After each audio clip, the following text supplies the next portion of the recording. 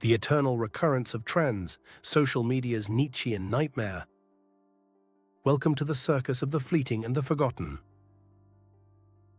And so we arrive, yet again, at the stage of the eternal recurrence, but this time not of great men, nor of grand ideas, but of dances, hashtags, and digital clowns performing for an audience with the attention span of a goldfish overdosed on caffeine. The TikTok shuffle, the Instagram aesthetic, the YouTube gimmick, all of them come, dominate, and vanish, only to return, regurgitated, for a new, unthinking generation. What is a trend? Nothing but a corpse dressed in fresh clothing. What is social media? A graveyard where ideas are buried alive, only to be exhumed when the masses forget their rotting stench. Nietzsche warned of this cycle of decay and rebirth, but he spoke of the great, of the profound. Instead, we have been cursed with the eternal recurrence of mediocrity, looping forever in a hypnotic dance of consumerism. How trends die and are resurrected by the unthinking herd. Social media trends function not as progress, but as a hamster wheel for the distracted. They do not move forward, they merely rotate, an algorithmic Ouroboros devouring its own tail. A trend is born. One fool stumbles upon a mildly entertaining act. A trend is worshipped. The masses, ever eager to imitate, swarm to it. A trend is overexposed. The gods of the internet, sensing blood, drain it dry. A trend is mocked. The herd turns on it, embarrassed by their former devotion. A trend is forgotten. The cycle resets. And lo, it begins anew. Today's aesthetic was yesterday's cringe, and tomorrow it shall be ironic nostalgia. Trends, much like the weak-willed men who follow them, exist only to be used up and discarded. The Übermensch does not follow trends, he creates them. And once they are imitated by the masses, he abandons them, knowing that once the herd touches something, it is forever defiled. Social media stoicism, the perfect philosophy for the docile and the dying.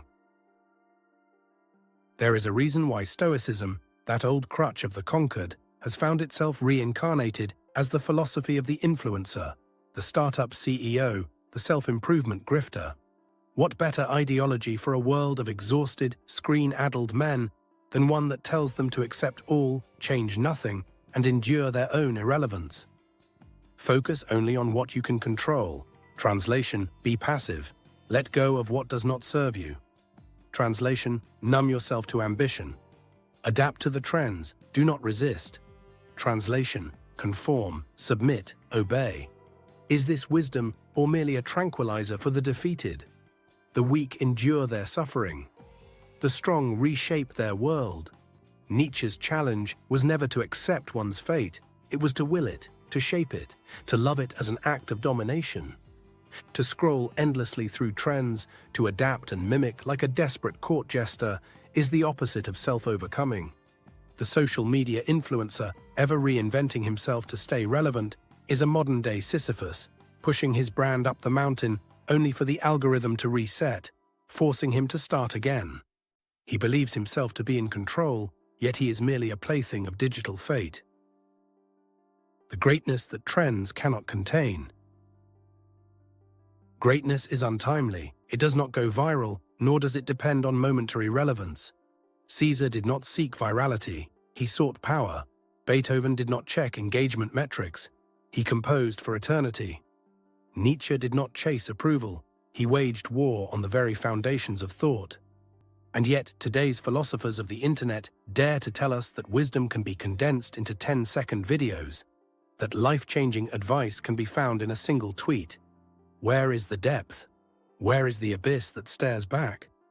The true creator, the Nietzschean artist, the thinker, the great individual, spits upon the notion of being trendy. He does not chase the world's attention, he forces the world to catch up to him. He does not ask what is popular, he asks what is necessary. He does not conform to the cycle, he breaks it. He does not scroll endlessly, he thinks deeply. How to escape the eternal scroll. The test of eternal recurrence was meant as a challenge. Could you endure living the same life again and again, every moment, every mistake, every failure, forever? If your life were but an endless loop, would you accept it or reshape it into something worthy of eternity? This is the ultimate question for the modern individual trapped in the cycle of fleeting trends, digital validation, and algorithmic servitude. Do you create or do you consume? Do you chase trends or do you set them ablaze? If you woke up tomorrow and had to live your exact same life again, would you be content? Or would you feel the horror of realizing that your existence has been nothing but an endless scroll, a recycled aesthetic, a repetition of things already forgotten? Conclusion: will you break the cycle? Most will remain trapped in the loop, endlessly consuming, endlessly adapting, forever afraid of irrelevance. But the few, the strong, the rare, the creators of meaning, will step beyond. They will build rather than imitate. They will embrace silence over shallow engagement. They will choose the difficult, the timeless, the profound over what is easy, marketable, and forgettable. The eternal recurrence of trends is a prison for the weak-willed, a purgatory for the indifferent, and a battlefield for the great. Are you merely a consumer of what already exists? Or are you bold enough to create something that will never need to be revived, because it will never truly die? Nietzschean exercises to escape the eternal recurrence of trends. For those who refuse to be mere spectators in the theater of fleeting relevance. The modern mind is a sponge, soaking in the tepid water of trends, softened by constant consumption, molded by external forces it does not even perceive. The first act of strength is to wring yourself dry of this passivity and reclaim your will. The following exercises are not for the weak, nor for those who wish to gently improve their lives. They are for those who are willing to be violent with themselves, who want to break out of the digital slave morality of endless scrolling, empty validation, and self-erasure through imitation. 1. The hammer against the screen. Destroy the illusion of importance.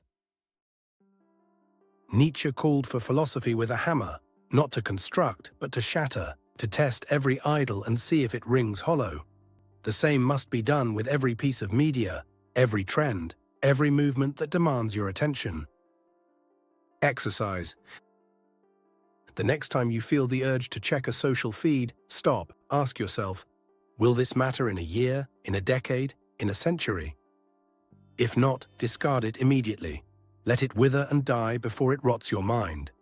Unfollow every account, every influencer, every voice that does not demand greatness from you. If they are merely entertaining you, they are pacifying you. This is a war against distraction, against mental decay, against the softening of the will. 2. The self-overcoming diary. Create, do not mimic. Nietzsche despised those who merely reacted to the world. He demanded that man become his own force of creation, not an echo of others. The modern man, however, lives reactively, scrolling, commenting, imitating. Nothing original emerges from him. Exercise. Each day, write down one idea you have never heard before.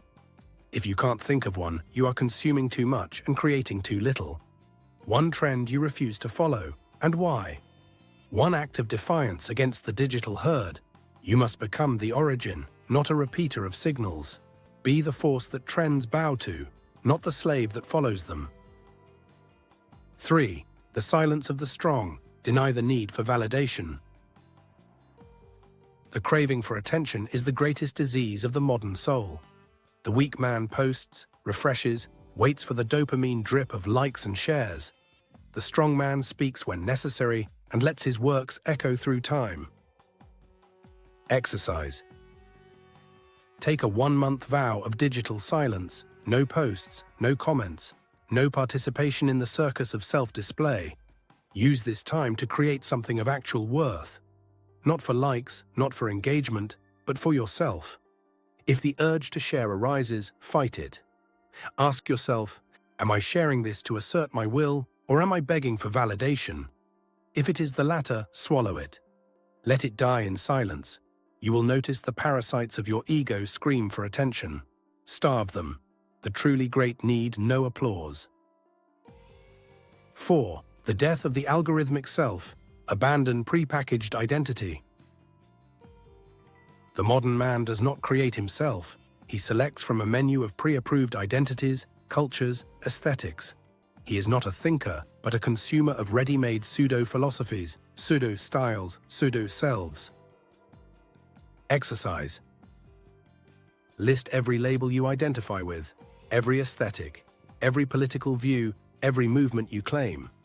For each one, ask, did I choose this, or was I conditioned into it? Would I still believe this if no one else did?